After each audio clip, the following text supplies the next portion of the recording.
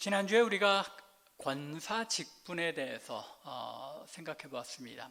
권사 직분이라는 것이 어떤 것인지, 또 권사의 자격과 또 자질, 또 성품, 그런 것들을 이제 하나님의 말씀을 근거로 해서 살펴보았습니다.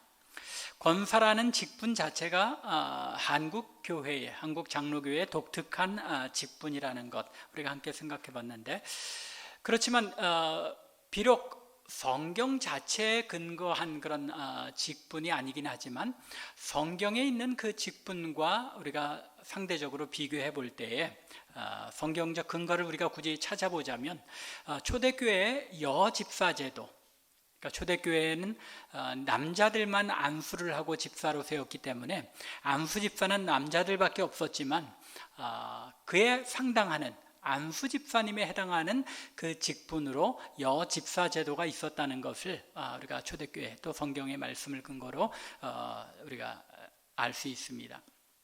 그렇게 권사 직분이라는 것이 거의 이 안수 집사와 동등하다는 것, 그렇기에 또 이 집사에 대한 모든 조항들이 여집사님들, 즉 권사님들에게도 다 해당된다는 것 우리가 알 수 있습니다.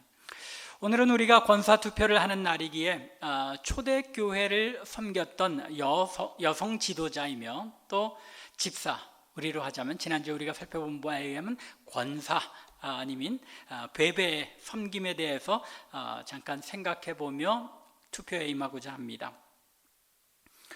베베라는 이 여집사, 권사님의 이름은 사실은 성경에 단 한 번 등장하죠. 오늘 우리가 읽은 본문이 이 베베라는 인물에 대한 전부입니다. 언급된 전부입니다. 그런데 비록 단 한 번밖에 등장하지 않지만 유일하게 우리가 여집사가 있었을 것이다 추측하는 근거도 바로 이 베베를 통해서 생각해 볼 수 있을 정도로 그 이름 앞에 성경에서는 유일하게 집사라는, 여자 앞에 집사라는 직분이 붙어 있다는 것을 알 수 있습니다. 물론 이제 이미 말씀드린 것처럼 이 집사라는 타이틀이 붙어 있다는 것, 굉장히 여자 이름 앞에 붙어 있다는 것은 독특하고 또 그만큼 사도 바울이 이 베베라는 인물 앞에 집사라는 이 타이틀을 언급하지 않을 수 없을 정도로 그만큼 이 사도 바울에게는 독특한 그리고 중요한 인물이었다는 것입니다. 사도 바울이 로마서 16장에서 초대교회에서 사도 바울의 많은 도움이 되었던, 사도 바울의 사역에 동참하고 함께하며 크게 도왔던 여러 사람들, 중요한 인물들의 이름을 언급하죠. 대략 35, 6명 이상이 되는 것 같습니다. 제가 대충 한번 살펴봤는데 35, 6명 정도의 이름이 언급되는데 그 여러 사람들을 떠올리면서 가장 첫 번째로 바울이 누구를 생각한 겁니까? 베베를 생각한 겁니다. 그리고 바울이 오늘 본문에서 베베를 자신의 이름으로 추천하고 있다는 것을 또 보면 이 베베라는 인물이 초대교회에 얼마나 중요한 인물이었고 또 귀하게 쓰임을 받는 인물이었는지를 우리가 미루어 알 수 있습니다. 그러므로 오늘은 이 여집사님 베베의 신앙과 섬김에 대해서 살펴보며 앞으로 우리 참빛교회 권사로 택하심을 받아서 섬기실 분들 뿐만 아니라 모든 성도들이 하나님의 교회를 어떻게 섬겨가며 어떤 신앙의 삶을 살아가야 할지에 대해서 모범으로 삼고자, 그리고 또 이 베베의 삶을 통해서 우리가 하나님의 은혜를 다시 한번 돌아보고자 합니다. 오늘 본문에서 사도 바울은 이 베베를 가리켜서 겐그레아 교회의 일꾼이라고 소개합니다. 그런데 이 말은 겐그리아 교회의 집사와 같다고 지난주에 말씀드렸습니다. 이중적인 의미로 다 사용할 수 있죠. 집사라는 타이틀로 볼 수도 있고 일꾼이다라는 그런 의미로 볼 수도 있다는 것입니다. 그런데 사도 바울이 일꾼이라는 그런 표현, 집사의 의미를 일꾼으로 본다 할지라도 일꾼이라는 이 표현을 하는 것이 굉장히 독특합니다. 우리가 일반적으로 생각하는 대로 그냥 무슨 일을 하든지 일하면 일꾼이 아니라 사실은 사도 바울이 골로새서에 보면 자신을 가리켜 교회의 일꾼된 자라고 이야기합니다. 그러니까 엄밀하게 보자면 사도 바울이 성경에서 일꾼, 교회의 일꾼이라고 이렇게 표현할 때에는 거의 자신의 삶을 헌신하여 사역자처럼 활동했던 그런 사역자에 가까운 표현입니다. 이 베베 집사가 겐그리아의 일꾼이라는 이 표현 속에는 베베 집사가 이 초대교회의 그 서가는 모습을 볼 때 겐그리아 교회를 개척하여 교회가 교회답게 서가는데 헌신한 자신의 삶을 던진 그런 일꾼이었다는 사실을 알 수 있습니다. 이 여인이 어떻게 복음을 받아들여서 겐그리아 교회를 세우게 되었는지 그것에 대해 성경에서 정확하게 언급하지는 않습니다. 하지만 대략적으로 미루어 추론해 볼 수는 있습니다. 그래서 제가 이 말씀을 이 베베 집사님에 대해서 성경에 다른 데 언급이 없는데 이걸 어떻게 이 추적을 해서 말씀을 전해야 할까 묵상하는 가운데 이것저것 이제 그 상응하는 부분들을 많이 참조를 하고 거기에 따라서 나름대로의 그런 추론을 해보았습니다. 이 겐그리아라는 이 도시, 그 도시가 어디 있느냐가 우리가 추론하는 데 도움이 됩니다. 겐그리아라는 이 도시라기보다는 한 마을 정도의 규모이겠죠. 이 겐그리아는 고린도, 여러분들이 잘 아시는 고린도에서 한 동쪽으로 11km 정도 떨어진 곳이라고 합니다. 항구 도시였는데 고린도에서 조금 떨어진 11km라면 꽤 떨어져 있는 거리인 것처럼 생각되지만 사실은 고린도 자체가 항구 도시죠. 그런데 이 항구 도시 가운데서도 전체가 다 그 배가 정착할 수 있는 곳은 아니잖아요. 그 고린도에서도 배가 정박할 수 있는 그런 항만 또는 정박할 수 있는 항구 마을이 있었는데 그 항구 마을이 2개가 있었다고 합니다. 그런데 그 중에 하나가 이 겐그리아라는 마을이었습니다. 그렇다면 겐그리아 출신인 베베가 어떻게 복음을 받아들이게 되었는지 어느 정도는 추측할 수 있을 것 같습니다. 사도행전 18장에 의하면 사도 바울이 제2차 전도 여행 중에 마게도냐에서 전도를 하다가 아덴을 거쳐서 도착하게 되는 것이 고린도입니다. 이걸 아가야 지방이라고 이야기도 하는데 이 고린도에 도착해서 그곳에 1년 6개월 동안을 머물렀다고 합니다. 거기에 머물면서 복음을 전하고 말씀을 가르치는 사역을 1년 6개월 동안이나 한 겁니다. 사실 꽤 긴 기간이죠. 1년 6개월을 그곳에서 가르치는 동안에 겐그리아 출신인 이 베베가 사도 바울에게 이 복음을 듣고 개종하고 또 그 가르침을 받아서 말씀의 일꾼이 되었다는 것입니다. 정황상으로 볼 때 베베는 겐그레아 지역의 꽤 넉넉한 집안의 여주인쯤 되었던 것 같습니다. 혹은 자주장사 루디아처럼 비즈니스를 하는 여인이었을 수도 있을 것 같습니다. 왜냐하면 경제적으로 상당히 풍족했다는 것을 우리가 이 오늘 본문을 통해서도 알 수 있기 때문입니다. 여하튼 바울이 고린도에 머물며 복음을 전하고 말씀을 가르치는 동안 고린도 이 말씀 사역지, 사도 바울의 사역지를 방문하였다가 바울을 만나 복음을 듣게 되었고 그 결과 개종하고 겐그레아로 돌아가서 교회를 세우고 그 교회가 든든하게 서는 일에 기초가 되는 기둥과 같은 역할을 했다는 것입니다.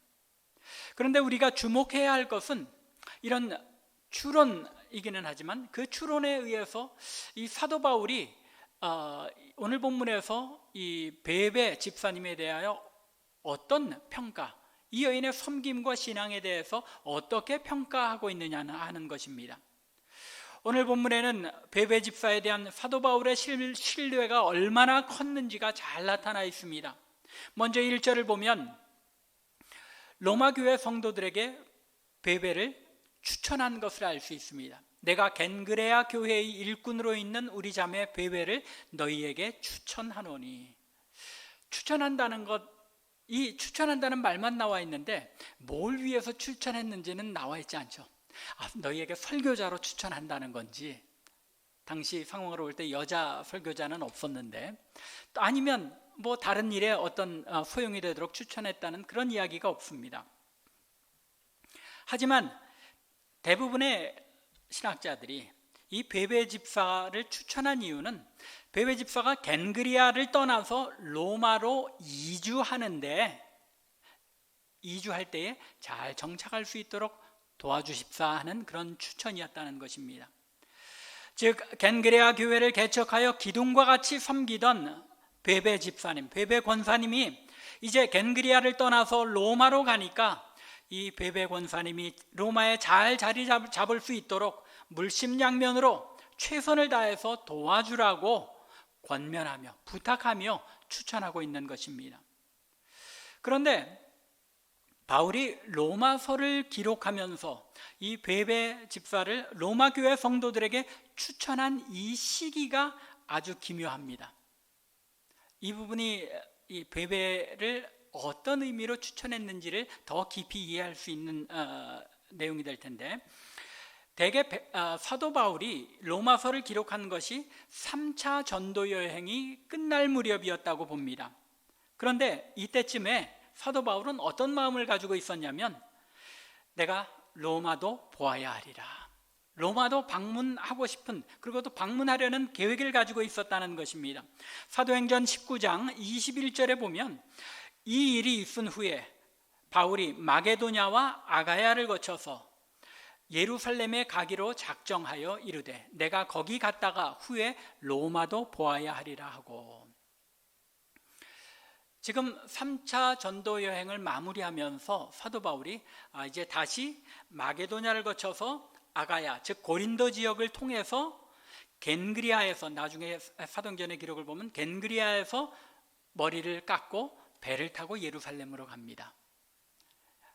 이 기간이 대충 신학자들이 3개월 정도의 기간이었다라고 보는데, 바로 이때 고린도에 머물 때에 사도 바울이 이 로마서를 기록했다라고 보고 있습니다. 그렇다면 사도 바울이 로마로 가려는 계획과 베베 집사가 로마로 이주하는 그 시기가 같이 맞아떨어진다는 이야기죠.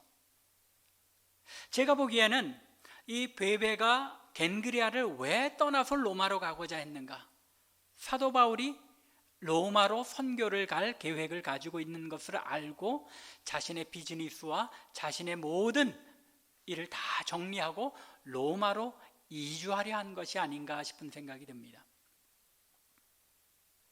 이처럼 자신의 모든 삶을 다 정리하면서 이 로마로 이주하면서까지 사도 바울의 사역을 돕기 위해서 준비하고 로마로 이주해가는 베베였기에 사도 바울이 이 베베 집사를 전적으로 신뢰했을 뿐만 아니라 그녀가 로마에 도착해서 정착하는 데 필요한 모든 것들을 여러분들이 제공해주고 전적으로 도우라고 요청하며 또는 명령하고 있는 것입니다.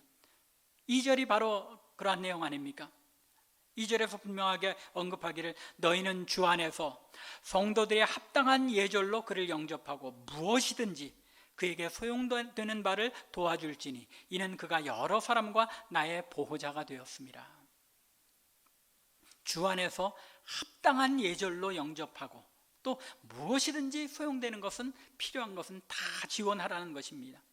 바울이 이처럼 간곡히 부탁하는 이유는 베베가 여러 사람과 나의 보호자가 되었기 때문이라고 말하고 있는데, 여기서 보호자가 되었다는 것은 이 로마 시대에 이 보호자라는 표현이 이제 요즘 우리 표현으로 하면 패트론이라는 그런 표현인데, 숙식은 물론 여행 경비까지 그 사람에게 소용되는 모든 것을 다 후원하고 지원하는 것, 그것이 이 보호자, 후원자의 이 단어가 포함하고 있는 개념입니다.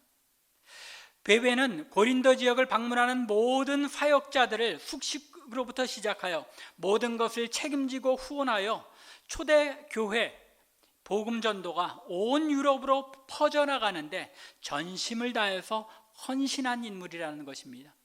바로 이런 인물이기에 이제까지도 나의 보호자가 되어주었고 앞으로 로마에서도 나를 후원하여 하나님 나라의 복음을 선포하는 일꾼이 될 사람이므로 여러분들이 최선을 다하여 잘 정착할 수 있도록 도우라는 것입니다.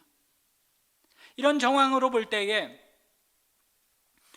베베는 사도 바울의 로마 방문을 준비하고 그곳에서 바울의 사역을 돕기 위하여 바울보다 앞서 로마로 이주하여 바울의 선교 사역의 전초 기지를 구축하기 위하여 로마로 이주하였던 것으로 생각해 볼 수 있는 것입니다.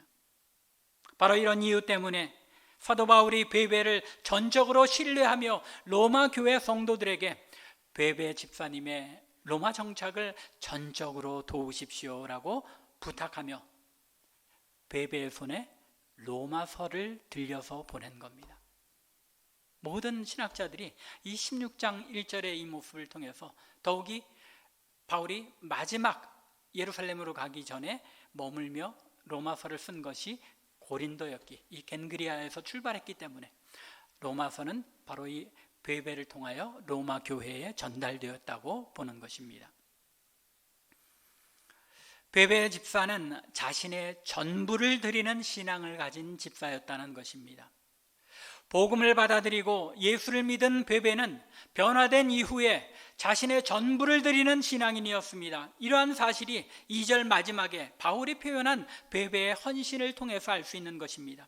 그가 여러 사람과 나의 보호자가 되었습니다. 이미 말씀드린 것처럼 이 보호자가 되었다는 것, 마치 부모가 자녀의 모든 필요를 다 채우는 것처럼 그 모든 것을 책임지고 부양하는 그런 역할을 베베가 담당했다는 것입니다. 사도 바울만이 아니라 복음에 헌신하는 모든 사역자들에게 다 이렇게 후원하였다는 것입니다. 베베가 얼마나 부자였는지 혹은 비즈니스를 했다면 얼마나 크게 했는지 알 수 없습니다. 그런데 우리가 분명히 알 수 있는 것은 그녀가 교회와 성도를 섬기는 일에 자신의 물질을 아끼지 아니하고 자신의 전 삶을 던져가며 헌신했다는 사실입니다. 베베에게는 교회와 성도가 자신의 모든 것이었다는 말입니다. 교회와 성도를 자기의 물질이나 시간보다 더 귀하게 여겼다는 것입니다. 그것이 헌신이죠. 심지어 바울의 복음 사역을 위하여 자신의 사업과 삶의 기반을 포기하고 로마로 이주할 정도로 헌신된 신앙을 가졌다는 것입니다. 자신의 기반을 포기하고 거주지를 옮길 정도로 헌신한다는 것이 얼마나 힘든 일인지 여러분들 잘 아시죠? 그런데 제가 이 목회 경험으로 예전에 여러분들이 아시는 대로 필라델피아 영생교회 섬길 때 참 이런 일들을 봤습니다. 당시만 해도 교회가 꽤 외곽에 있었는데 필라델피아 시에 외곽에 있었습니다. 그래서 심지어는 그 영생교회 그 터가 마구간 말 키우는 그런 목장이었습니다.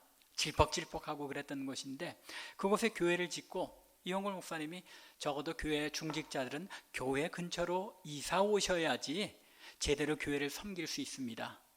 교회에 헌신할 수 있습니다라고 말씀드리면서 교회 중직자들이 진짜로 이 다운타운 중심지에서 외곽으로 옮겨 이사를 왔습니다. 그런데 10년, 20년이 지나고 어떤 일이 일어났냐면 그곳이 거의 중심지처럼 되어버리고 말았습니다. 하나님께서 그 일들을 통해서 그런 헌신을 통해서 교회를 부흥케 하신 결과가 미주 지역의 이런 대표적인 그런 교회가 될 수 있었던 비결인 것입니다. 자신의 삶을 던져서 모든 것을 포기하고 하나님을 위하여 하나님 나라를 위하여 헌신할 때 하나님께서 그 모든 것을 채우시는 역사를 제 목회 경험 속에서도 한번 볼 수 있었던 것입니다. 베베가 이런 헌신된 신앙을 가졌던 인물이었습니다.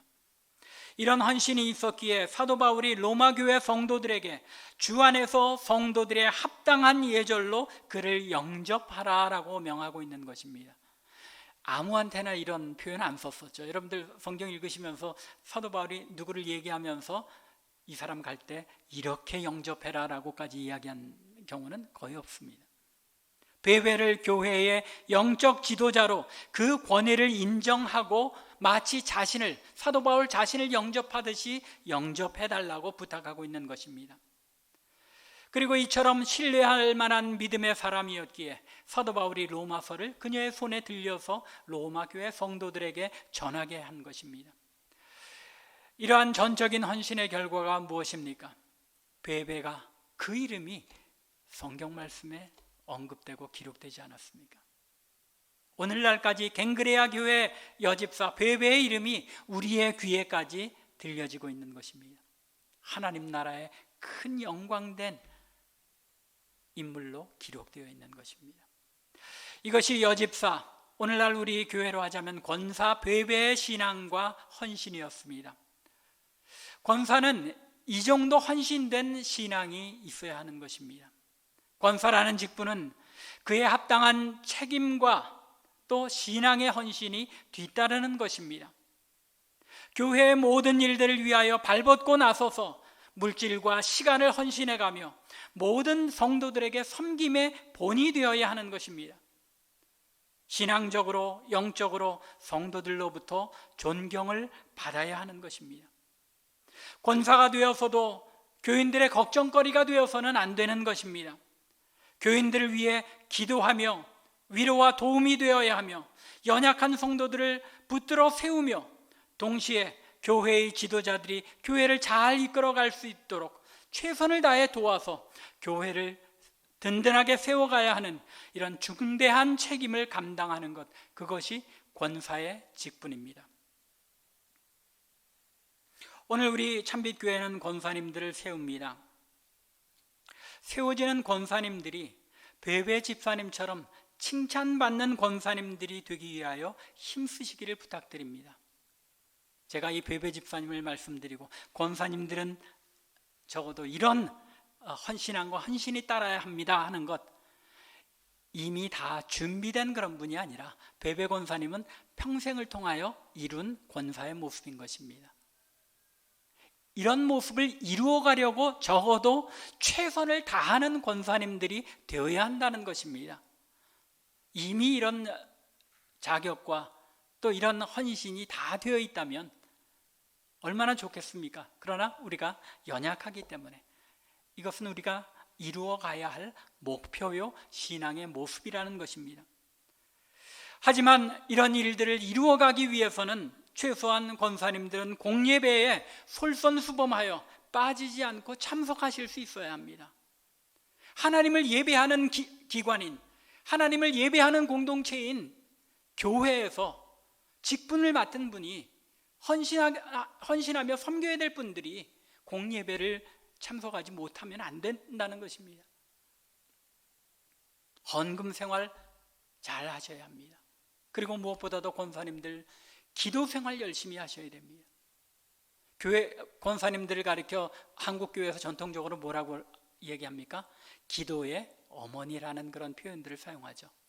기도하시는 권사님들 되셔야 합니다. 단순히 권사님들뿐만이 아니라 우리 참빛교회 모든 성도들이 이런 모습을 목표로 하며 우리의 신앙을 세워나가야 하는 것이죠. 교회 성도들을 섬기는데 물질과 시간뿐만 아니라 자신을 전부 헌신할 수 있는 이런 권사님이 되시기 위해서 애써 주시라는 말입니다. 또한 권사님들을 세우기 위해 투표하시는 성도들은 하나님 앞에 책임감을 가지고 투표하시기 바랍니다. 세상에 반장 뽑는 일이 아닙니다. 하나님 나라의 일꾼을 세우는 일입니다. 자신이 투표한 분이 베베와 같은 권사님이 되실 수 있도록 기도하며 최선을 다해 도우실 수 있기 바랍니다. 투표만 던져놓고 그분이 권사 같은 권사가 되든지 말든지 그것은 그 사람 책임이지 하고 무책임하게 투표하지 마시기 바랍니다. 적어도 내가 이분을 위해서 투표한다 할 때에는 그것이 하나님 앞에서 제가 이분을 하나님 앞에 권사다운 권사로 세워가는 일에 같이 힘쓰겠습니다 하는 그런 각오로 투표를 하셔야 한다는 겁니다. 내가 하나님 앞에 확신을 가지고 던진 표에 최선을 다해 책임을 져서 내가 투표한 그분이 하나님 앞에 권사다운 권사가 될 수 있도록 끝까지 그분을 위해 기도할 뿐만 아니라 돕고 권면하여 베베와 같은 권사를 만들어가는 것, 그것이 교회라는 말입니다. 교회는 이렇게 세워져 가야 합니다. 장로, 안수집사, 권사, 이 모든 직분들이 하나님 앞에 이렇게 귀하게 주어졌으면 그 직분을 위하여 열심으로 달려가야 하는 것이 직분자들의 책임이고, 또 성도들은 직분자들이 그 직분을 감당할 수 있도록 최선을 다해서 돕는 것이 교회의 참 모습이라는 것입니다. 하나님 앞에 자신의 직분에 합당하게 헌신된 삶을 살려는 직분자들과 직분을 맡은 자들이 잘 감당할 수 있도록 기도하고 도우며 위로하며 믿음으로 함께 세워갈 때에 그 교회에 하나님의 은혜의 역사가 함께 하시는 줄로 믿습니다. 이 일을 이루어갈 수 있는 참빛교회 될 수 있기 바랍니다. 기왕 우리가 한 마음으로 모여서 투표하기를 원하셨잖아요. 한 마음으로 권사들을 세우기로 여러분들이 원하셨잖아요. 그렇다면 이 일들을 올바로 이루어갈 수 있도록 여러분들이 하나님 앞에 책임감을 가지고 함께 이루어가는 것, 이것이 하나님이 기뻐하시는 직분자의 모습이요 또한 교회의 모습인 것입니다. 간절히 원하기는 오늘 투표를 통하여 권사님들을 세우시는 참빛교회 위에 이러한 하나님의 은혜의 역사가 있기를 바랍니다. 하나님의 동행하심 가운데, 하나님의 은혜 가운데 세워진 일꾼들이 온 성도들의 기도와 협력으로 말미암아 하나님 앞에 베베 권사님과 같은 권사님들로 세워져 갈 수 있기를 주님의 이름으로 간절히 축원합니다. 기도드리겠습니다.